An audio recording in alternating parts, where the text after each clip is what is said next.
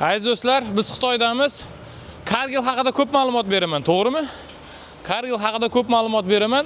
Xitoyda ham Kargil kompaniyasining o'zini maxsus zavodlari bor va bular ham sog'lom mollarga, ya'ni pishchivareniya, ozuqani yaxshi hazm bo'lish uchun ham qo'shimcha premixlari bor ekan.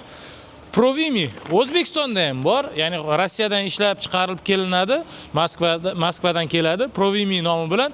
No, asosiy часть bu Kargil kompaniyasiga qarashli. Marhamat. Kargil. Bilasizlar, Kargil kompaniyasiga ambasadorman. Sog'lom mollarga tavsiya qilib qolaman. Ko'pincha asosan sog'lom mollar bo'yicha ishlaydi Kargil kompaniyasi.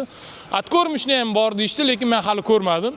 Sog'lom molni suxastoyida, sog'imiga, keyin suxastoyning ikkinchi bosqichi chiqilib 4 xil, 5 xil premixlari bor. Aziz do'stlar, Xudo xohlasa 21, 22, 23 va 21, 22, 23 yanvar kunlari 2026-yil Moskvada bo'lib o'tadigan katta ko'rgazmamiz bo'ladi.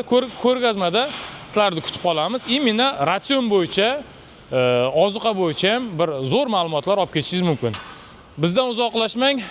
Ma'lumotimiz o'z navbatida sizga ma'qul bo'ladigan bo'lsa, like bosib, o'z fikringizni izohlarda qoldiring. Nomer qoldiraman O'zbekistonliklar diqqatiga. Kimga shunaqa premixlar kerak bo'ladigan bo'lsa, marhamat, manzilimiz Toshkent shahri, Sergelida joylashgan. Nomer qoldiraman, aloqaga chiqasizlar. Sog' bo'linglar, salomat bo'linglar. Все.